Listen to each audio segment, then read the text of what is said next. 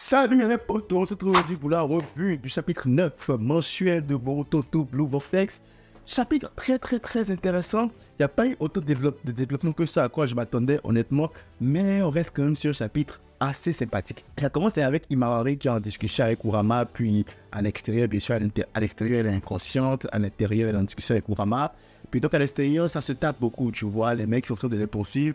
Et ils sont un peu dans la merde, tu vois, parce que les gars, c'est quand même ultra fort.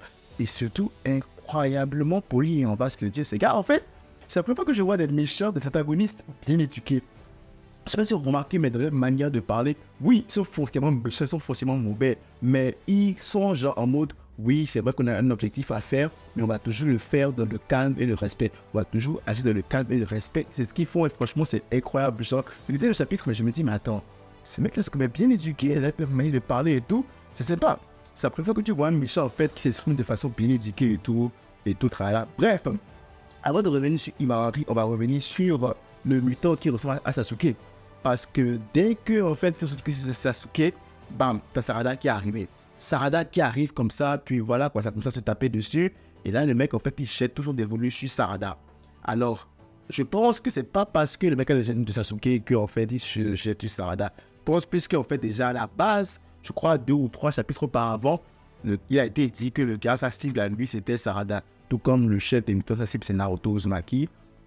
Bah, lui, en fait, le mec, sa cible, c'est Sarada. Alors, je sais pas trop comment ça fonctionne. Est-ce qu'il y a un truc au niveau de la génétique qui lui permettrait d'atteindre une forme genre perfecte? En mode, le gars, il a les gènes de Sasuke, donc pour pouvoir compléter sa mutation, d'apprendre les gènes de Sarada, il doit la chose là. Mais et puis le pire, c'est qu'on a découvert qu'ils peuvent aussi utiliser les techniques des gars qu'ils absorbent. Parce que dès là, sortait un Chidori de nulle part. D'ailleurs, Sarada aussi qui nous sort un Chidori vraiment incroyable et tout. Donc là, on s'enligne sur un combat dans les prochains chapitres entre Sarada et le mutant. Maintenant, ça nous permettra aussi de voir à quel point Sarada a évolué. Parce que Sarada pourra tenir dans ce mutant-là qui apparemment c'est même assez puissant. On verra. Ce qui est sûr, c'est que le gars aussi a les aides de son père, puis ça de Rinnegan. Donc ça pourrait être compliqué, surtout si le mec aussi maîtrise le Rinnegan, il y aura peut-être moyen que ce soit quand même une dinguerie, mais bon pour le moment, elle a dit par rapport à ça. Et on revient sur Imawari. Imawari qui est en discussion avec Kurama. Et donc là en fait c'est un truc que je n'ai pas vraiment apprécié de ce chapitre, en fait c'est personnel, mais c'est le fait qu'il n'ait pas misé sur la carte de la raison pour laquelle Imawari en fait à une partie de Kurama, c'est parce que voilà, elle a des gènes de Naruto et tout, voilà, ça a été transmis de génération en génération. En fait, ils l'ont dit, certes, mais ils ne l'ont pas établi comme raison, genre à 100%. Ils ont juste dit que c'est une possibilité et que l'autre possibilité, bah, c'est que voilà, c'est peut-être la chance, ils ne savent pas trop pourquoi. Et ça m'a un peu étonné parce que pourquoi est-ce qu'ils ne font pas directement sur la raison qui semble la plus évidente, qui semble la plus logique? Et il laisse encore le doute planer. Genre, pourquoi est-ce que le doute planer en fait? Pourquoi? Genre, clairement, en fait, la raison la plus logique que tu pourrais dire, c'est que voilà, en fait, ça a été transmis de gène en gène parce que c'est la fille de Naruto, donc voilà, la reçu des gènes de Kurama, et puis voilà quoi. Maintenant, dire encore que c'est genre, oh, on sait pas trop, c'est un mystère, ça peut être ça. Si c'est pas ça, c'est quoi? Genre, si c'est pas ça, tu veux que ce soit autre chose en fait? Je ne comprends pas. Tu veux que ce soit quoi d'autre? Donc ça m'a un peu gêné en fait. Mais on reste quand même sur un truc comme quoi, en fait, les bijoux, une fois qu'ils sont nés, en fait, ne meurent jamais. Ça, c'est intéressant. C'est très intéressant. Je pense pas que ça avait été dit, dans l'anime principal de Shonen et que je ne sais pas, genre, je l'ai manqué. Mais c'est fait intéressant. C'est que techniquement, en fait, bah, les bijoux sont quasi immortels, si tu veux. Ça veut dire que techniquement, ils ne peuvent pas mourir. Même s'ils meurent, en gros, en fait, ils reviennent à un moment donné. Genre, leur entité, en fait, genre, revient au nez. Et ça aussi, même si c'est un fait intéressant, je trouve que ça cache un peu la mystique derrière la mort de Kurama à un moment donné. Parce que ça veut dire que quoi? Ça veut dire que potentiellement, le mec, genre, il savait. Bon, parce que c'est même le chapitre, mais est-ce que Kurama savait quand il laissait Naruto qu'il pouvait revenir? Ou c'est après qu'il s'est rendu compte que voilà, son entité éternelle, ils peuvent genre ressusciter à tout moment? Parce que techniquement, le discours de Kurama, à un moment donné, quand il a laissé Naruto, c'est clairement un discours d'adieu. Pour lui, il mourait. Pour lui, il crevait, quoi, tu vois. Et donc, le fait que maintenant, ils viennent là, maintenant, dire au calme que, oh, ben, de toute façon, on a des bijoux, notre entité reste éternelle, même si on meurt, on va revenir, ça me semble bizarre. Alors, peut-être, je sais pas compris le chapitre, c'est que il a découvert en même temps que nous quand il a été ressuscité.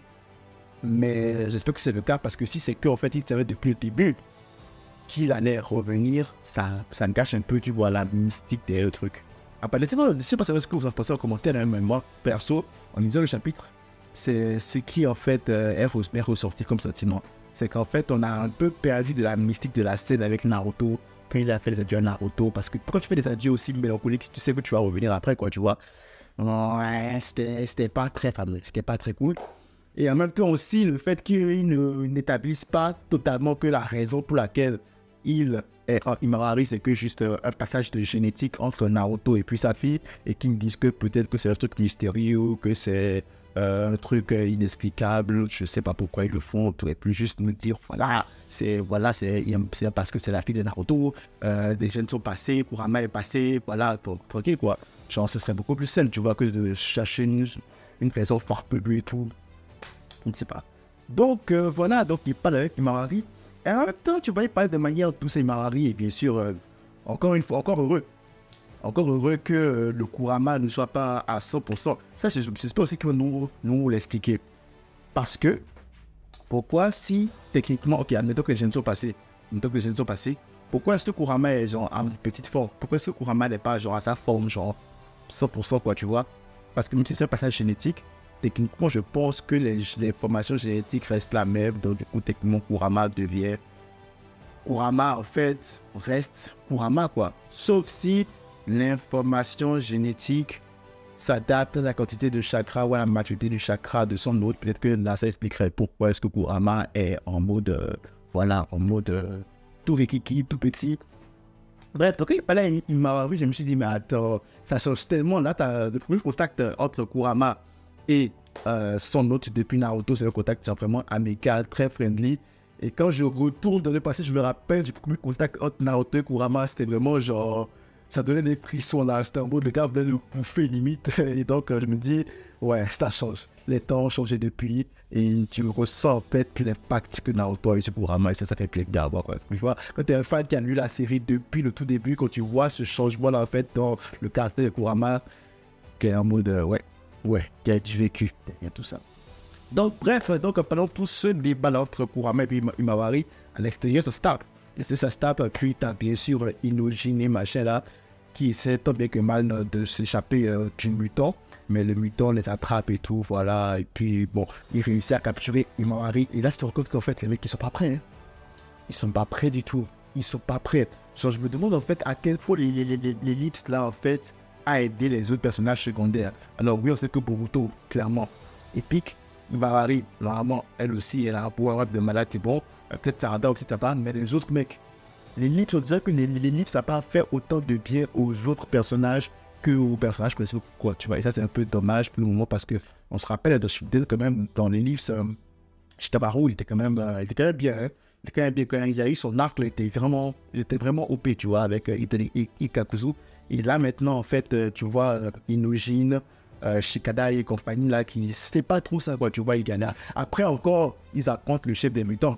Donc clairement en fait, je t'attends pas à ce qu'il fasse un miracle, mais au moins qu'il tienne un peu quoi, tu vois. Et on a senti même quand même qu'ils étaient vraiment pas très sereins, qu'ils n'étaient pas à la hauteur. Ils étaient limite, ils s'étaient apeurés et le mec en fait a joué avec eux jusqu'à ce qu'il a pu capturer Imahari. Donc là du coup t'as Inojin en tant que héros de l'attaque héroïque qui essaie de sauver Imahari, puis là il se fait transpercer. J'espère qu'il n'est pas mort, je ne pense pas qu'il soit mort, ce serait trop stupide qu'il meurt comme ça. Je ne pense pas qu'il soit mort, je pense qu'il est peut-être gravement blessé. Il a encore possible de le sauver, je pense. Mais quand même, faut se le dire, c'était pas trop ça à un niveau force. Donc, t'as Imahari qui se réveille vraiment genre énervé et qui est toute transformée. Elle a le chakra de Kurama et tout, où elle est là, elle est lancée quoi. Tu vois, t'as Imahari qui est lancée en mode c'est bon là, je suis prêt. Elle a commencé à fusionner avec Kurama, tu vois, et donc tu vois un peu les petits signes là de la transformation qui apparaissent. Et pour le coup, elle est effrayante, hein. Elle est effrayante. C'est plus la Imahari sortie, tranquille, mignonne, qu'on connaît là, qu'elle a fusionné avec Kurama, qu'elle a commencé à genre déployer le chakra de Kurama, là, c'est plus la même personne et elle est prête à niquer les races là, clairement. Donc ce serait quand même intéressant de voir ce qui se passe dans le prochain chapitre. À quel point en fait Imahari maîtrise le chakra de Kurama. Est-ce qu'elle va devenir genre OP sur le coup ou elle va faire des trucs par-ci par-là, après elle va devoir apprendre contrôler son pouvoir. Je ne pense pas qu'elle aille berserk. Je ne pense pas qu'elle aille berserk parce que la relation qu'elle a avec Kurama, c'est vraiment une relation en mode de confiance et tout. Les deux sont sur la même longueur, donc c'est pas que Kurama va prendre possession d'elle et puis elle va plus se rappeler et tout, comme ce que Naruto faisait en son temps. Non, clairement pas en fait. Je pense que c'est une collaboration. C'est une collaboration que le démon qui prend possession d'elle. Donc là, on aura juste Maori qui va faire du sale. Bon, elle va sûrement sauver ses potes. Maintenant, est-ce que peut-être c'est elle qui va soigner Hyojin?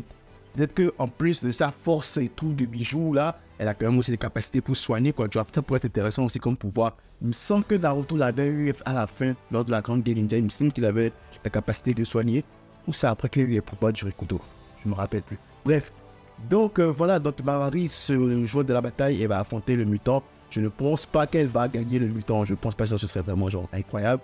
En tout cas qu'elle va le combattre assez pour qu'il puisse, pour qu'il ait envie de se retirer. Mais est-ce qu'elle va le battre? Je ne pense pas vraiment. La qualité de Boruto. Boruto qui est en mode, qui se sent pas très bien là à cause de la résonance avec la marque de Kawaki et tout. Donc, est-ce que Boruto va venir à temps? Quelle sera la réaction de Boruto quand il va rappeler sa sœur en fait de posséder par Kurama? Quelle sera la suite? Il y a beaucoup de questions à se poser. Beaucoup de questions à se poser. En tout cas, je pense que le chapitre prochain, le chapitre du mois prochain, sera intéressant. Je ne sais pas dans quelle direction il veut aller. Est-ce que Himawari sera une alliée de taille pour Boruto? Ou est-ce que Boruto va devoir encore maintenant protéger sa sœur contre les influences de Kurama ou whatever it is? On ne sait pas encore, mais pour le moment, ça promet. C'est le chapitre qui sera intéressant, le chapitre prochain. Parce que est-ce que Boruto va intervenir? Ou est-ce que c'est Himawari qui va se charger d'éliminer, si tu veux, toute la menace et tout par-ci par-là? On verra. Voilà ce que j'avais à dire pour cette revue de Boruto to Blue Wolf chapitre 9. Si vous n'avez pas liké, ça me fait toujours plaisir. Vous pouvez abonner à notre chaîne, ça fait encore plus plaisir. Max de like, max de partage. On se retrouve très vite dans une nouvelle vidéo. D'ici là, prenez tous soin de vous proches. C'est tout pour moi. À la prochaine.